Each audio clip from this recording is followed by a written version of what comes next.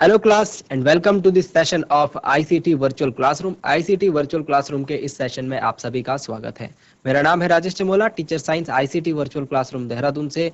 और इस सेशन में हम लोग बात करने वाले हैं क्लास 10th की साइंस के ऊपर, यानी कक्षा 10 विज्ञान विषय के ऊपर। अपनी प्रीवियस क्लासेस में हम लोग काफ़ी इंपॉर्टेंट एंड इंटरेस्टिंग कॉन्सेप्ट्स को कवर अप करते हुए आ रहे हैं, और बोर्ड एग्जाम के पॉइंट ऑफ व्यू से जो जो चीज़ें इंपॉर्टेंट रहने वाली हैं उनको हम लोग देखते हुए आ रहे हैं। आज भी हम कुछ ऐसे टॉपिक डिस्कस करने जा रहे हैं, तो आई होप कि आप सबके सब फिट फाइन हेल्दी होंगे, बिल्कुल रेडी होंगे क्लास के लिए। चलिए चलते हैं स्मार्ट बोर्ड की स्क्रीन पर और समझते हैं कुछ इंपॉर्टेंट बातों को। तो अपनी प्रीवियस क्लास में हम लोग डिस्कस कर रहे थे डॉबे-राइनर के त्रिक नियम को, और डॉबे-राइनर के त्रिक नियम में हम ये समझ चुके थे कि उन्होंने कुछ इस तरीके से लगाया था तत्वों को, कुछ 2-3 समूह वो क्रिएट कर पाए थे, जिसमें उन्होंने 3 ही त्रिक वो बना पाए थे, 3 ही ट्राइड वो बना पाए थे, जिसमें उन्होंने ये कहा था कि जो अगर हम इनको 3 तत्वों को उनके परमाणु द्रव्यमान के आरोही यानी कि बढ़ते हुए क्रम में इंक्रीजिंग ऑर्डर में रखूंगा, तो जो बीच वाला तत्व होगा उसका परमाणु द्रव्यमान जो है बाकी जो के परमाणु द्रव्यमान के लगभग औसत होता है। ठीक है, तो आप इसमें देखेंगे कि इन्होंने वैसे तो 3 ग्रुप्स बनाए हैं। ठीक है, इसमें देखेंगे आप वैसे तो 3 ग्रुप बने हैं, लेकिन जो बी और सी ग्रुप है, बी और सी ग्रुप सिर्फ यही तत्व जो है त्रिक को जो नियम दिया है इन्होंने इसको फॉलो कर रहे हैं। बाकी का जो पहला जो समूह है वो हमको काफी हद तक फॉलो करता हुआ नहीं दिखाई देता, चाहे तो आप इसे चेक कर सकते हैं। ठीक हो गया। चलिए अब आज हम लोग क्या बात करने वाले हैं, काफी ज्यादा सक्सेसफुल ये थ्योरी नहीं रही। ठीक है, ये थ्योरी जो है सफल नहीं रही। क्यों सफल नहीं रही? यह आप इसमें लिखेंगे, यह पद्धति यानी यह सिस्टम केवल 3 ही त्रिक यानी कि ट्राइड ज्ञात होने के कारण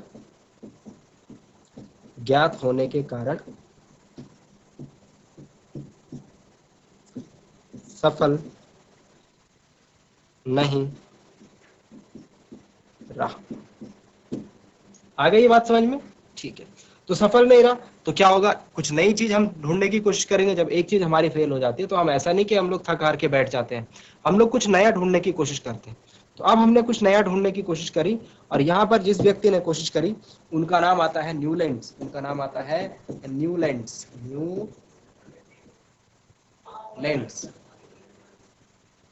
और इन्होंने एक सिद्धांत दिया था, इन्होंने भी एक थ्योरी दी थी, न्यूलैंड्स का अष्टक सिद्धांत। न्यूलैंड्स का अष्टक सिद्धांत,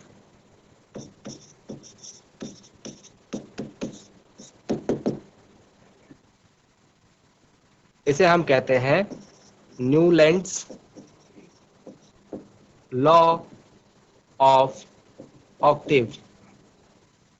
Newlands law of Octave.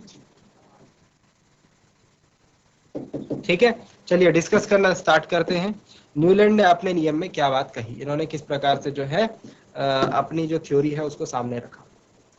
Actually इन्होंने म्यूजिक की थ्योरी, संगीत की एक थ्योरी थी, उसको अपनाया, और उसके थ्रू जो है बात समझने के लिए उन्होंने उस थ्योरी को यूज करा। ठीक है, इन्होंने क्या करा, इन्होंने हाइड्रोजन से लेकर और थोरियम तक, हाइड्रोजन जो है, हाइड्रोजन का ये रहा परमाणु क्रमांक 1, और थोरियम का होता है 56, थोरियम का होता है कितना, 56। यहाँ तक इन्होंने जो परमाणु है उनको, तत्व जो है उनको उनके परमाणु द्रव्यमान के बढ़ते हुए क्रम में अरेंज करा। ठीक है, और हर एक लाइन में उन्होंने, आप देख रहे होंगे, 8 तत्व लिए। देखो यहाँ देखो, 1 2 3 4 5 6 7, और उसके बाद 8वां जो है नीचे आ रहा है। सॉरी, हर एक लाइन में 7 और उसके बाद 8वां जो है उसके नीचे आ रहा है। ठीक है, तो उन्होंने एक ही पैटर्न बनाया। अब इस पैटर्न के लिए उन्होंने समझाने के लिए एक थ्योरी दी, जो कि मैं कह रहा हूँ संगीत का जो थ्योरी है उससे मेल खाती है। उन्होंने कहा कि जैसे संगीत में एक अष्टक होता है ना, म्यूजिक में ऑक्टेव होता है। म्यूजिक में क्या होता है, ऑक्टेव होता है। जैसे एक सुर, ठीक है, ए बी सी डी की फॉर्म में इसे लिखता हूँ, A B C D E F G. ठीक है, 1 2 3 4 5 6 7, और उसके बाद जो नेक्स्ट जो स्वर आता है वो सिर्फ वो दोबारा से ए आता है ना। बस ये कि ऑक्टेव इसका नीचे होता है, इसका ऊपर होता है। ठीक है ना, तो इस तरीके से काम चलता है। तो ऐसे ही इन्होंने यहाँ पर कहा कि जैसे ये हाइड्रोजन है, हाइड्रोजन के बाद ये लिथियम आएगा, बेरिलियम आएगा, बोरोन आएगा, कार्बन आएगा, नाइट्रोजन आएगा, ऑक्सीजन आएगा। तो संगीत में हम बोलते हैं सा रे गा मा पा धा नी, और फिर क्या आता है, वापस सा आता है, तो वापस से यहाँ पर, बट वो दूसरे ऑक्टेव का आ जाएगा। ठीक है, ये नीचे वाले ऑक्टेव का, फिर इसके नीचे जो होगा उससे ऊपर वाले ऑक्टेव का, फिर ठीक है, फिर दोबारा से रे गा मा पा धा नी, और फिर वापस से सा, इस टाइप से। तो इनका कहने का मतलब था कि जो जो एलिमेंट, जो जो तत्व का परमाणु जिसके नीचे आ रहा है, मतलब उसके ऊपर वाले से उसकी जो प्रॉपर्टी है, उसकी जो गुणधर्म है, वो मेल खाते हैं। ठीक है, इन्होंने कहा कि जैसा हाइड्रोजन के नीचे फ्लोरीन आया ना, मतलब कि इन दोनों के जो मेल है, इन दोनों के जो गुणधर्म है वो समान है। ठीक है, समझ में आई बात? ठीक है, तो इन्होंने कहा जैसे लिथियम है, लिथियम के बाद जो लिथियम के गुणधर्म मुझे बेरिलियम से नहीं मिले, बोरोन से नहीं, कार्बन से नहीं, नाइट्रोजन से नहीं, ऑक्सीजन से नहीं, फ्लोरीन से नहीं, सोडियम से बराबर मिले। तो सोडियम को उन्होंने 8वें नंबर, लिथियम के बाद 8वें नंबर पे रख दिया। तो लिथियम के बाद देखो 1 2 3 4 5 6 7 और 8, लिथियम 1 2 3 4 5 6 7 और 8वें नंबर पे सोडियम लिथियम के नीचे। तो इन्होंने क्या कहा, जो हर एक तत्व है उसके बाद आने वाला जो 8वां तत्व होगा, उसकी जो प्रॉपर्टी, इन दोनों की प्रॉपर्टीज जो है वो सेम होगी। ठीक है, समझ में आई बात? यहाँ पर आप देख रहे हैं कि न्यूलैंड्स का ऑक्टेव जो रूल है वो किस प्रकार से फॉलो होता हुआ हमें दिख रहा है।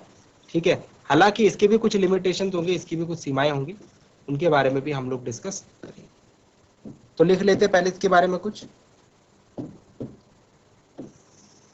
इन्होंने कहा प्रत्येक तत्व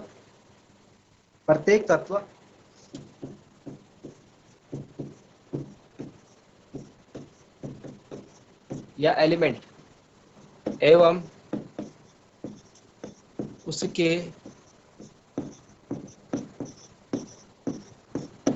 आठवें, एक मिनट पहले ये पॉइंट लिखे कि इनको जो है इंक्रीजिंग ऑर्डर में लगाया ना, इनको परमाणु द्रव्यमान के इंक्रीजिंग ऑर्डर में लगाया।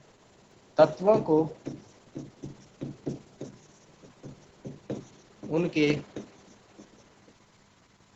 को उनके परमाणु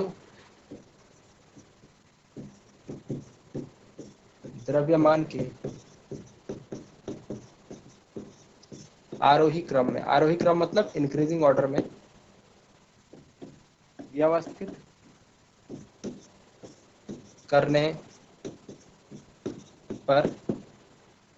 करने पर प्रत्येक 8वें तत्व का गुणधर्म, प्रत्येक 8वें तत्व का गुणधर्म पहले तत्व के गुणधर्म के समान है। पहले तत्व के गुणधर्म यानी प्रॉपर्टी के समान है। आई बात समझ में? तो ये बात कही थी न्यूलैंड्स ने अपने अष्टक नियम में। अब इसके बाद अष्टक नियम की काफी कुछ अचीवमेंट्स भी थी और काफी कुछ इसके ड्रॉबैक्स भी थे, है ना। तो जैसे हम देख रहे हैं कि जो लिथियम है, लिथियम के नीचे क्या लिखा है, सोडियम लिखा है ना, यहाँ पर। तो इन दोनों के गुणधर्म जो है समान है, इस तरीके से इन्होंने ये बात कही, क्योंकि सोडियम जो है लिथियम के 8वें नंबर पे आ रहे हैं। लिथियम के बाद जो 8वें नंबर का तत्व है वो सोडियम है। तो न्यूलैंड्स के अष्टक नियम के अनुसार इन दोनों के जो गुणधर्म है वो समान है। इसमें कुछ ड्रॉबैक्स भी थे, कुछ कमियां भी थी। पहली जो ये कमी थी कि ये कैल्शियम तक लागू हो रहा है।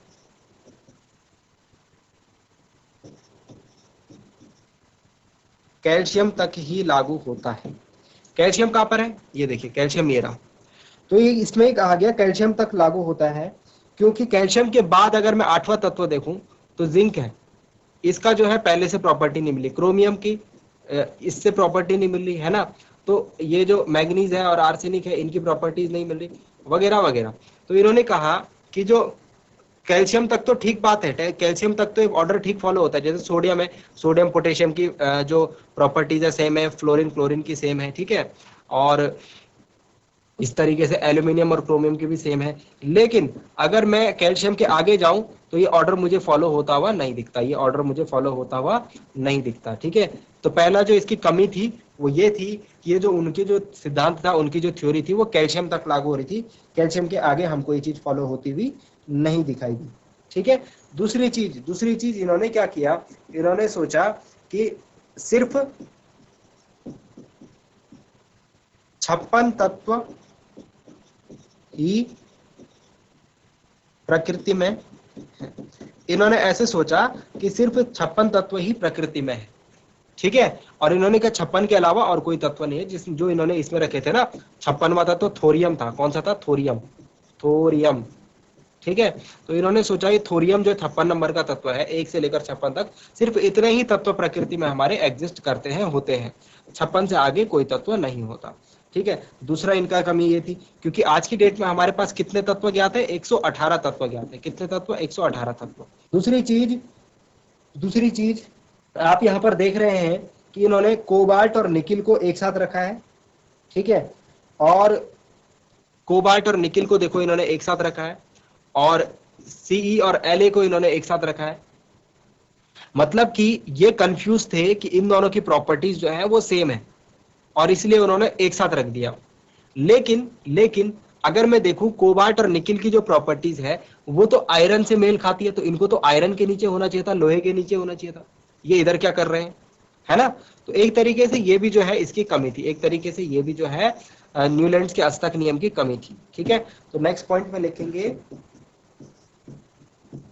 कोबाल्ट एवं निकेल की स्थिति अलग अलग।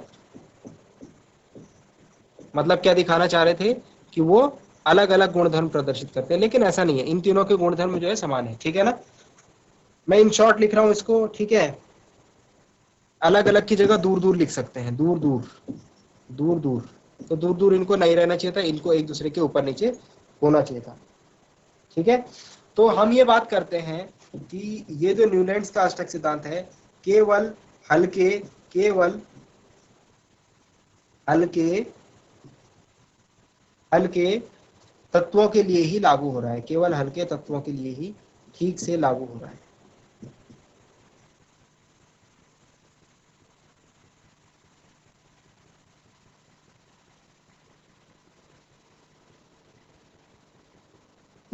ठीक है ना? मतलब कि हल्के तत्व, मतलब हमने क्या बोला? परमाणु द्रव्यमान बढ़ता हुआ क्रम है। परमाणु द्रव्यमान का बढ़ता हुआ क्रम है। तो यहाँ पर 1 है, फिर 2 3 4 5 6 7 8 9 10 11 12। ठीक है। इस प्रकार से जो है ऑर्डर बढ़ रहा है।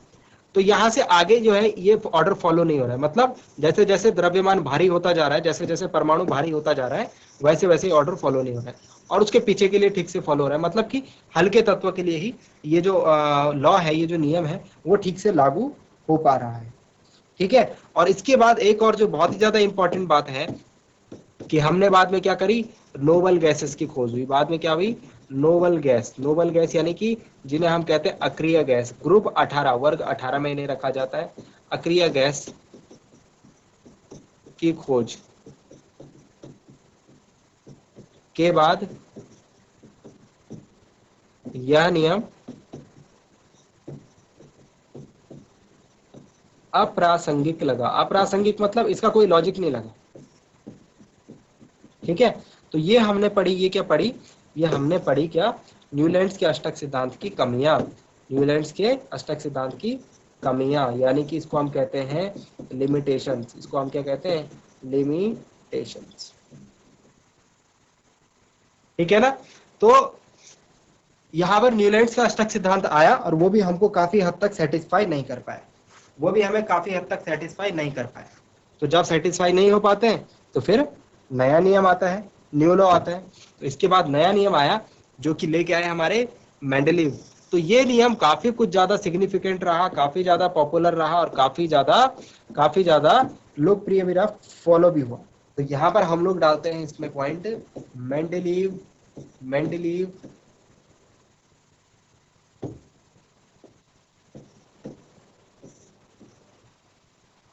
की आवर्त सारणी। मेंडलीव की आवर्त सारणी। Mendeleev's periodic table.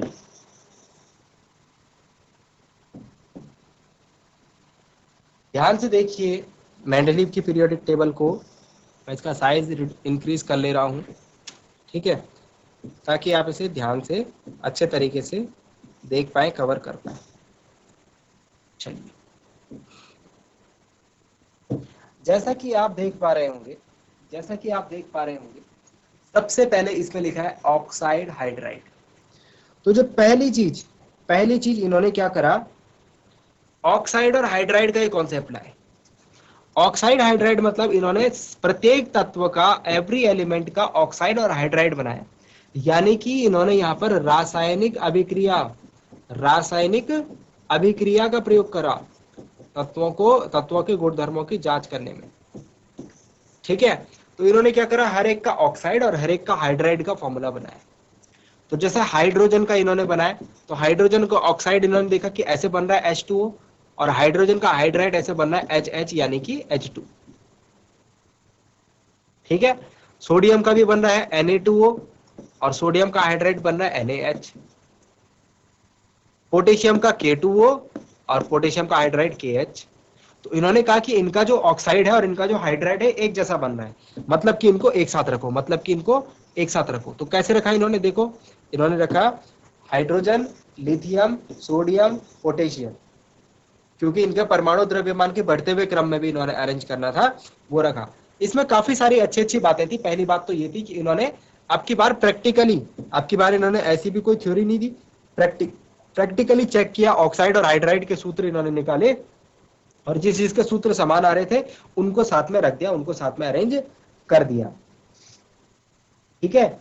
ये जो जब इन्होंने काम ये स्टार्ट करा उस टाइम तक 63 तत्व ज्ञात थे। कितने तत्व ज्ञात थे? 63 एलिमेंट्स ज्ञात थे, ठीक है।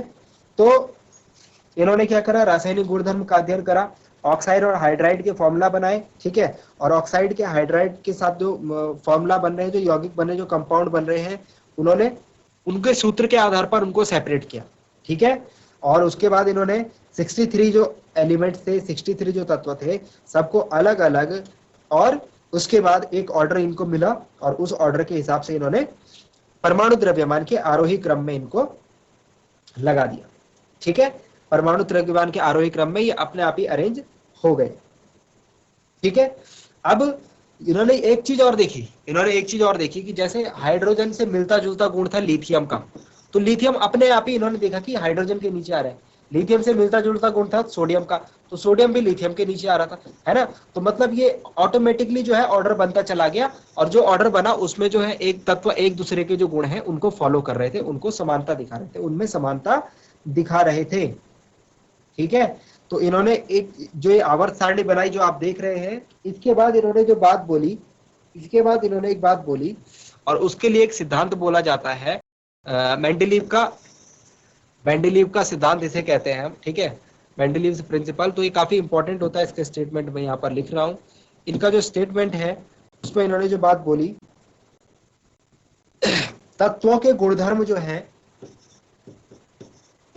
यानी कि उनकी प्रॉपर्टीज, तत्वों के गुणधर्म उनके परमाणु द्रव्यमान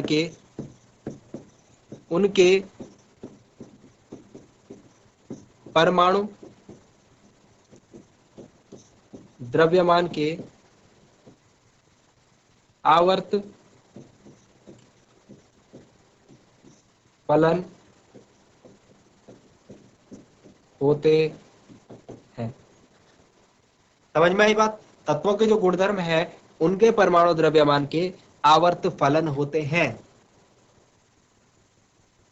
ये बात किसने कही? मेंडलीव ने अपने पीरियोडिक टेबल में। जब उन्होंने पूरा एक्सपेरिमेंट करा, तत्वों को अरेंज करना शुरू करा, तो ऑटोमेटिकली अरेंज हो गए, अपने आप ही व्यवस्थित हो गए। और उन्होंने देखा कि जो एक तत्व है उसके नीचे जो दूसरा तत्व आ रहा है, दूसरा एलिमेंट, उन दोनों की प्रॉपर्टीज, उन दोनों के गुणधर्म जो है वो समान है, ठीक है। तो उन्होंने इस हिसाब से अरेंज करा। उन्होंने जो है, जो यहाँ पर जो ऐसे में लाइन दिख रही है, ऐसे में जो लाइन दिख रही है, ऐसे में, इन्हें हम कहते हैं क्षैतिज पंक्तियां। इन्हें हम क्या कहते हैं? क्षैतिज पंक्तियां। तो इन्होंने क्षैतिज पंक्तियां, और जो ऐसे में लाइन दिख रही है इनको हम कहते हैं ऊर्ध्व पंक्तियां। इसको हम कहते हैं ऊर्ध्व पंक्तियां, ठीक है। इंग्लिश में अगर बात करूं तो इनको कहते हैं रोज, जो ऐसे में है रोज, और जो ऐसे में आ रहे हैं ऊपर से नीचे को, इनको बोलते हैं कॉलम। ठीक है, तो इन्होंने जो नाम दिए इनको, इन्होंने रोज को नाम दिया, जो ऐसे में जो 1 2 3 4 आपको नंबर दिख रहे हैं, इनको नाम दिया इन्होंने आवर्त। आवर्त, ठीक है, आवर्त यानी कि पीरियड। और जो ऊपर से नीचे को जो ये कॉलम चल रहे हैं, ऊपर से नीचे को जो पंक्तियां चल रही हैं, इनको नाम दिया इन्होंने कॉलम। ठीक है, या फिर इनको इन्होंने बोला ग्रुप, ग्रुप या समूह।